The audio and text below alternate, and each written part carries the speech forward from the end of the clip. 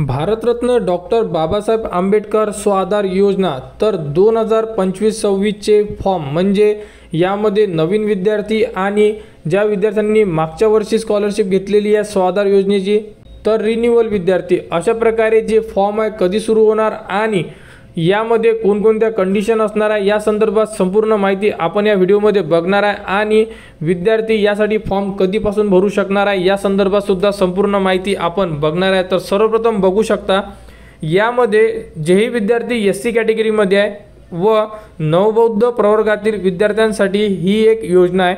यामध्ये एससी कास्टमधला कोणताही विद्यार्थी असला तरी यासाठी फॉर्म भरू शकतात। तर यांना 50 ते 60 हजार रुपयापर्यंत यामध्ये स्कॉलरशिप दिली जाते। तर सर्वप्रथम बघू शकता या योजनेसाठी कोणकोणते विद्यार्थी पात्र असणार आहे यासाठी पात्रता आणि कोणकोणत्या अटी लावण्यात आलेल्या आहे। तर सर्वात प्रथम बघू शकता विद्यार्थी हा अनुसूचित जाती म्हणजे एससी कॅटेगरी व नवबौद्ध प्रवर्गातील असावा म्हणजे एससी कॅटेगरी किंवा नवबौद्ध कास्टमधला विद्यार्थी असणं गरजेचं आहे।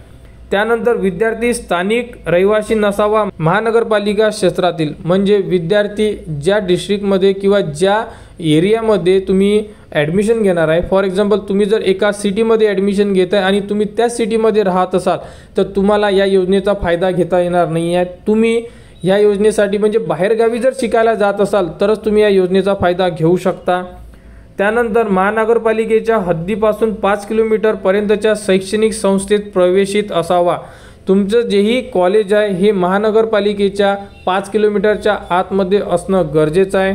त्यानंतर विद्यार्थी 11वी व 12वी आणि त्यानंतरचे उच्च शिक्षण घेणारा असावा।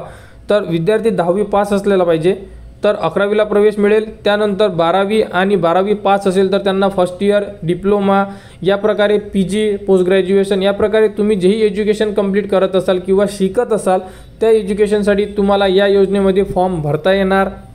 त्यानंतर इयत्ता 12वी नंतर पदविका म्हणजे डिप्लोमा पदवी प्रवेश घेणाऱ्या अभ्यासक्रम हा 2 वर्षापेक्षा कमी कालावधीचा नसावा। तुम्ही ज्याही एज्युकेशनसाठी प्रवेश घेणार ते एज्युकेशन 2 वर्षाचं नसावं जसं की डिप्लोमा किंवा डिग्री हे 2 वर्षाची नसली पाहिजे। कमीत कमी जेही रूल्स आहेत त्या रूल्सनुसार तुमची डिग्री किंवा डिप्लोमा असणं गरजेचं आहे। इयत्ता 12वीमध्ये विद्यार्थ्यास किमान 50% गुण असणं गरजेचं आहे।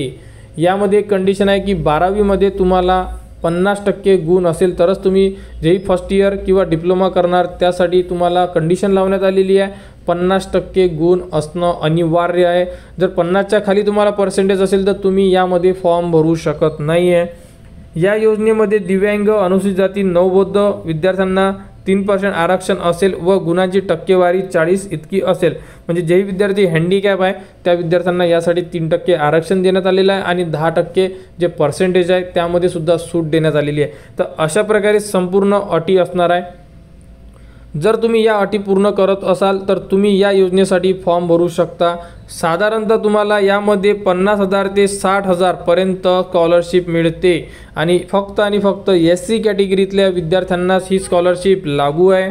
तर बघू शकता या योजनेचे उद्दिष्ट काय आहे तर भारतरत्न डॉक्टर बाबासाहेब आंबेडकर स्वाधार योजना ही इयत्ता 10वी व 12वी नंतरच्या व्यावसायिक व बिगर व्यावसायिक अभ्यासक्रमामध्ये प्रवेश घेतलेल्या परंतु सामाजिक न्याय विभागाच्या शासकीय वसतिगृहामध्ये प्रवेश न मिळालेल्या अनुसूचित जाती व नवबौद्ध घटकातील विद्यार्थ्यांना भोजन निवास व इतर शैक्षणिक सुविधा स्वतः उपलब्ध करून घेण्यासाठी त्यांचे आधार क्रमांक संलग्न असलेल्या बँक खात्यात थेट रक्कम वितरित करण्याकरिता भारतरत्न डॉक्टर बाबासाहेब आंबेडकर स्वाधार योजना राबविण्यास शासनाने दिनांक 6 जानेवारी 2017च्या जो शासन निर्णय आहे त्यामध्ये मान्यता दिलेली आहे। तर यामध्ये जेही विद्यार्थी एससी कॅटेगरीमध्ये आहे 10वी नंतर तुम्ही उच्च शिक्षण घेत असाल आणि जर तुम्ही वसतिगृहासाठी सुद्धा फॉर्म भरत असाल ज्या विद्यार्थ्यांना वसतिगृहासाठी जर सिलेक्शन झालं नाही आहे म्हणजे तुमची निवड झाली नसेल तर तुम्ही स्वाधार योजनेसाठी सुद्धा फॉर्म भरू शकता।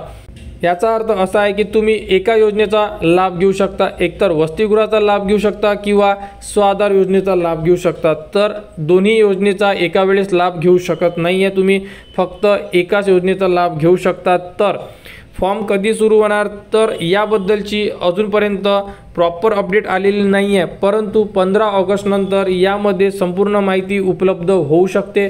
स्टार्टिंगला रिन्यूअलचे फॉर्म सुरू होणार आणि त्यानंतर फर्स्ट इयर जे विद्यार्थी न्यू कॉलेजला जॉईन होणार आहे त्यांच्यासाठी फॉर्म सुरू होणार. तर अशाबद्दल संपूर्ण अपडेट वेळोवेळी आपल्या चॅनलवर देणे सुरू असतात.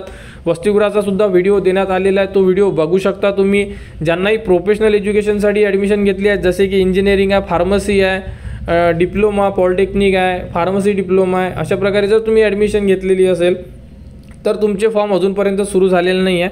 फक्त नॉन प्रोफेशनल म्हणजे बिगर व्यावसायिक जेही अभ्यासक्रम आहे, जसे की BA आहे, BCom आहे, MCom आहे, अशा प्रकारे जेही एज्युकेशन आहे त्यांचे फॉर्म सुरू झालेले आहे. तर ते विद्यार्थी फॉर्म भरू शकत आहेत.